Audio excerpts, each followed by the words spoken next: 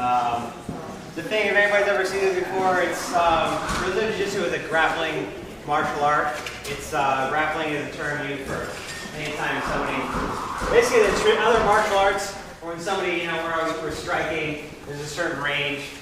Here is when we get too close, we can't strike, somebody grabs on, and typically this is what happens through most things, most street fights or altercations. So there's a few elements we're going to touch on, which is, we do mostly for sport. It's working towards becoming an Olympic sport. Brazilian Jiu-Jitsu is a combination of judo, which is a standing martial art, which is a grappling form, uses a lot of throws. Also utilizes all forms of wrestling techniques, which is collegiate wrestling, anything you can use to take someone down to the ground. Greco-Roman wrestling, all that stuff. Yeah. Uses Sambo, which is a Russian military sort of martial art that uses a lot of leg locks. So I've incorporated that. So all these good components from all these other grappling forms get fused into Brazilian Jiu-Jitsu.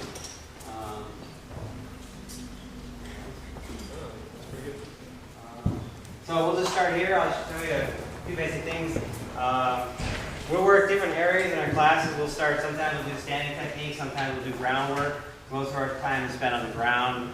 That's kind of where the devil is, this martial art, where all the details are. That makes it pretty special in comparison to other things.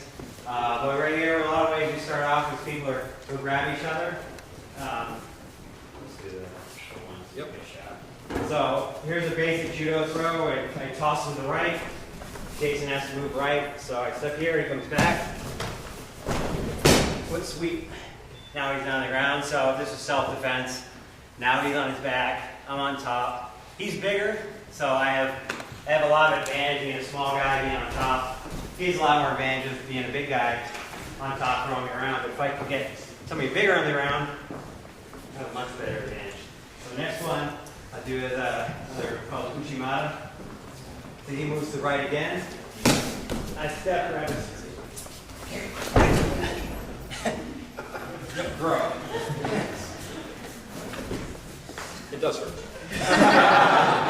Don't get yourselves. Let's see what else. Yeah, a couple. Here's one way to have. It's called an arm drag. Grabs out, grabs my collar.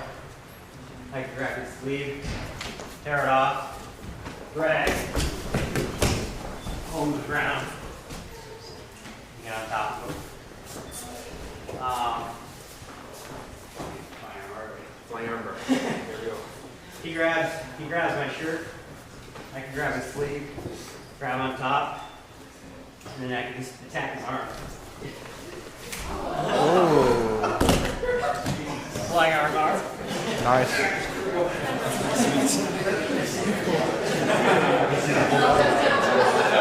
I just want to all flag.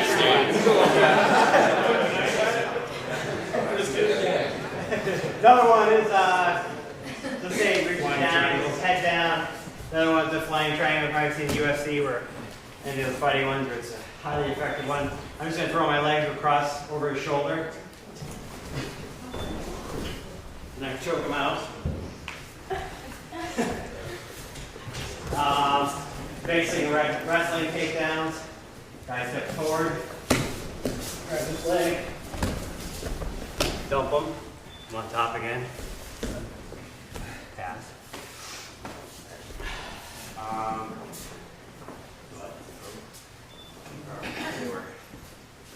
And then we get, let's see, from the ground, self-defense wise, especially legs, like if we're talking CrossFit, they're really strong.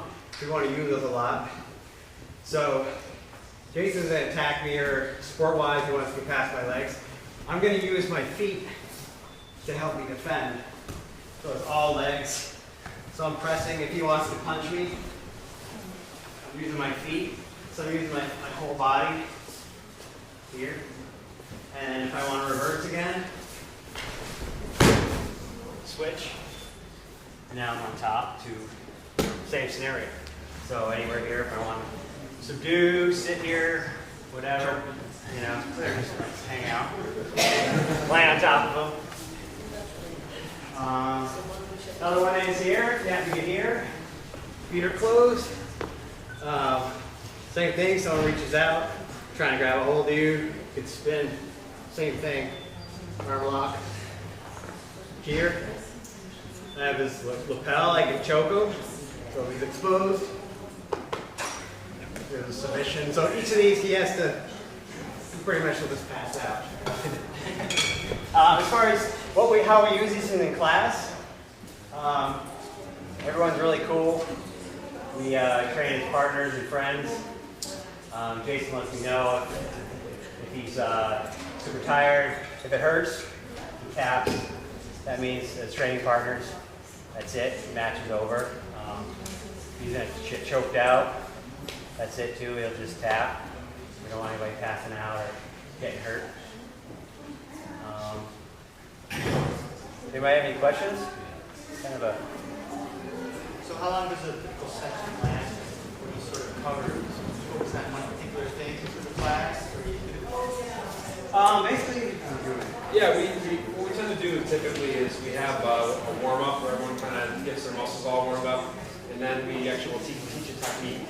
So then everyone kind of practices technique for about a half an hour, and then we have sparring at the end, and that's usually like a 6-minute round. So everyone kind of grapples for 6 minutes, and you grapple with a partner, and then you switch, and you grapple with a different partner. So we do 6-minute rounds at the end, and you gotta practice the skills that you learn in class, and practice everything else that you want to practice too.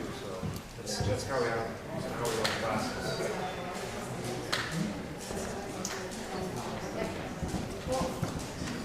yeah. Do you require gis?